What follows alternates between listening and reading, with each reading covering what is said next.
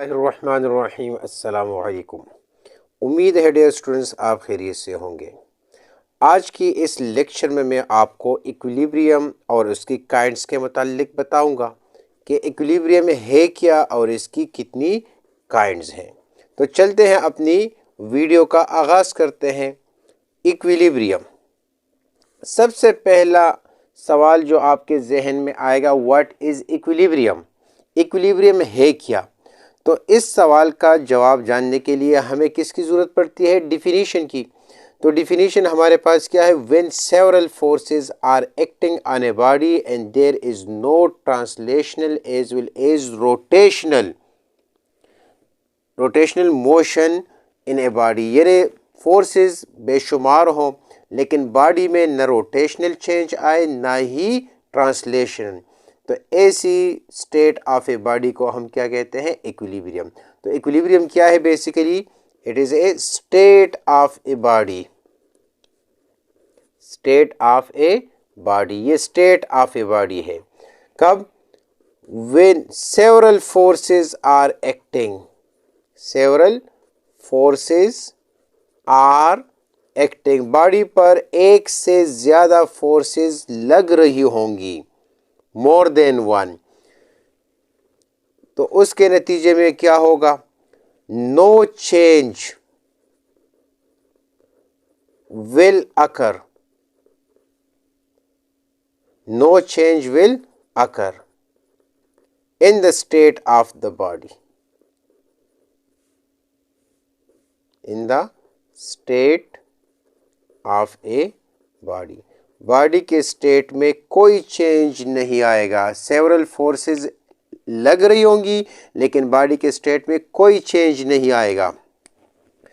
कौन सा चेंज? अब दो तरह मोशन की कितनी काइंड्स है हमारे पास है? 3। एक ट्रांसलेटरी है, एक रोटेटरी है और तीसरे नंबर पर वाइब्रेटरी। तो जब हम फोर्स लगाते हैं तो बॉडी में हमारे पास या ट्रांसलेशनल चेंज आएगी या rotation. No change in the state of a body, that is translational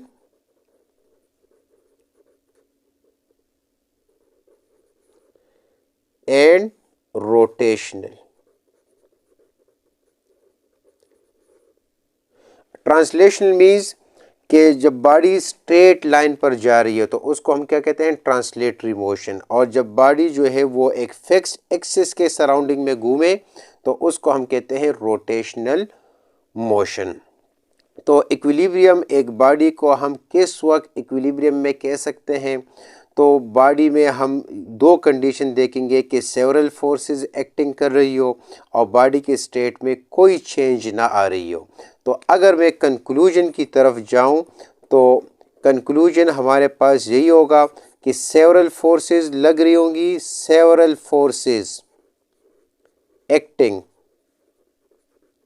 on a body, body पर सेवरल फोर्सेस लगेंगी लेकिन क्या होगा? No change in the state of a body, body के स्टेट में कोई चेंज नहीं आएगा।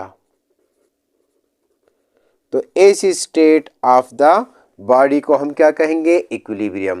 तो जब भी आप किसी चीज़ को देखते हैं कि ये इक्विलिब्रियम में है कि नहीं, तो आपने इन दो कंडीशंस को देखना है। अगर ये दो कंडीशन सेटिस्फाई हो जाए तो उसको हम इक्विलिब्रियम कह सकते हैं, लेकिन अगर ये दो कंडीशन सेटिस्फाई ना हो जाए तो उसको हम इक्विलिब्रियम नहीं कह सकते। फॉर एग्जांपल बुक है या ये मार्कर है, ये मार्कर इस ज़मीन पर, इस पेज पर पड़ा हुआ है, तो इस पर सेवरल फोर्सेस एक्टिंग कर रही है। किस तरह सेवरल फोर्सेस? एक इसका एक्शन है और दूसरा इसका रिएक्शन है। एक इसका फोर्स जो इस पर नीचे, वो फोर्स जो इस पर नीचे की तरफ लगी है, ज़मीन इसको अपनी तरफ खींच रही है, एक्शन है। तो हर एक एक्शन का रिएक्शन होता है। तो इस पर ऊपर की तरफ भी एक फोर्स लग रही है। तो एक्शन और रिएक्शन इस वक्त हमारे पास क्या है? इक्वल है। तो इस वजह से ये मार्कर अपनी जगह पर पड़ी है। अगर एक्शन ज़्यादा होता, ज़मीन की फोर्स ज़्यादा होती, तो ये नीचे ज़मीन में धंस जाता, चला जाता।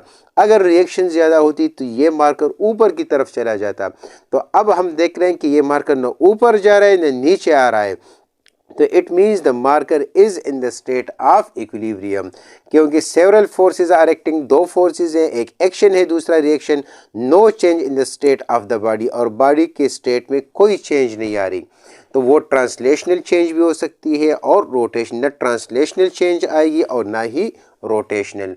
उम्मीद है डियर स्टूडेंट्स कि आज की इस लेक्चर में आपने इक्विलिब्रियम के मुतालिक बहुत कुछ सीखा होगा। अपनी दूसरी लेक्चर में मैं आपको काइंड्स ऑफ इक्विलिब्रियम के मुतालिक बताऊंगा कि how many kinds of equilibrium. अगर मेरी ये वीडियो आपको पसंद आई है तो इसको लाइक और सब्सक्राइब ज़रूर कीजिए। शुक्रिया।